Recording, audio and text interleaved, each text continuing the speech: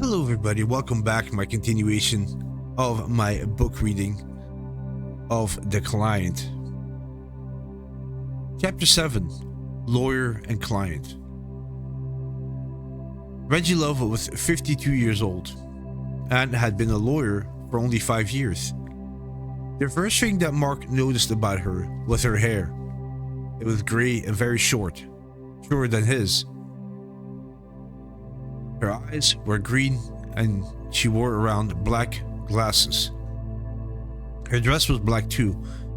She put out her hand and Mark shook it. "Would you like something to drink?" she asked him. "No, ma'am." She crossed her legs. Mark's way, "Right?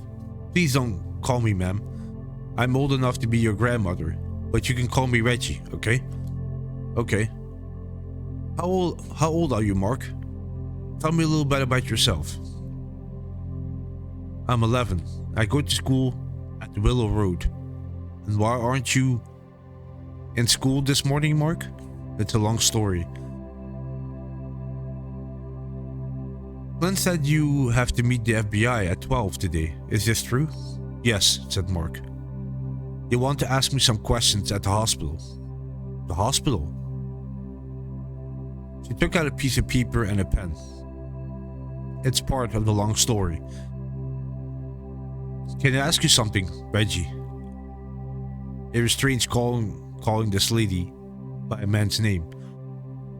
"Sure," she said with a smile. "If I tell you something, will you ever repeat it?" "Of course not." "Never?" "Only if you tell me I can repeat it. Talking with a lawyer is like talking to your doctor.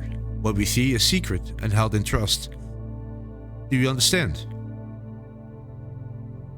"What if I tell you something that no one but me knows? I can't repeat it. Something the police really wants to know. I can't repeat it," she said again. "Any more questions?" "Yes." "Where did you get the name Reggie?" "My name used to be Regina. I was married to a doctor. Then all sorts of bad things happened and my husband left me. I changed my name to Reggie and became a lawyer. My father left my mother. I'm sorry." "Don't be sorry. My brother and I were really happy about it. He drank a lot and hit us. He hit Mom too. Me and Ricky always hated him." "Ricky's your brother?" "Yes, he's the one in the hospital." "What's the matter with him?" "It's part of the long story." "Would you like to tell me this story?" Mark was silent. He wasn't ready to talk yet. "Are you afraid, Mark?" "A bit. One person is dead, one is in the hospital, and the police and the FBI wants to talk to me." "Look, Mark," she said. "First you have to pay me something, and then I'm your lawyer. I guess you don't have much money, do you?" Mark pulled $1 from his pocket and handed it to her.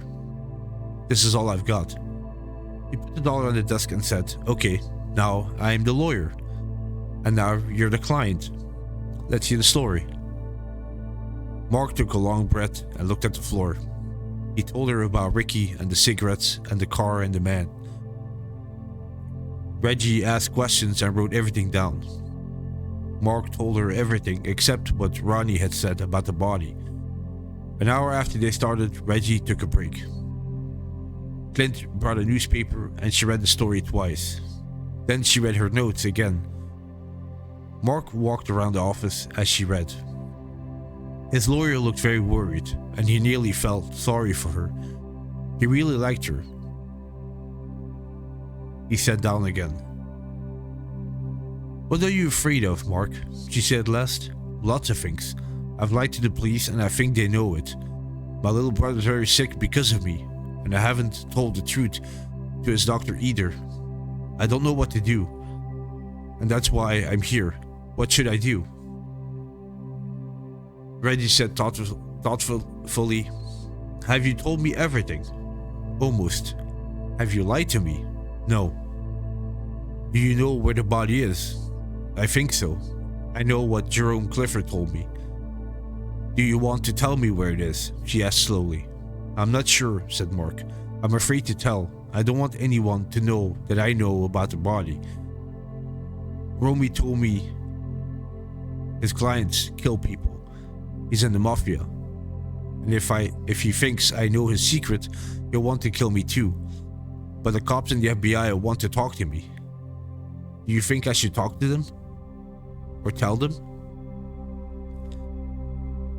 Reggie stood and walked slowly to the window. He wasn't sure. Mark was safe now. But would he be safe if he told? Let's do this, Mark. Don't tell me where the body is. Maybe later. But not now. And let's meet with the FBI and listen to them. You don't have to say a word. I'll do the talking. And after a while we'll decide what to do next. Sounds good to me. Okay, said Reggie. Please call your mother and tell her we're coming. She checked her watch and put more paper in her bag. I'm ready, she said. But she looked nervous.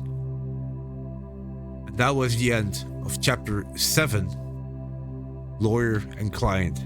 Thank you so much for listening. Hope you enjoyed it, and I'll catch you in the next one. Take care.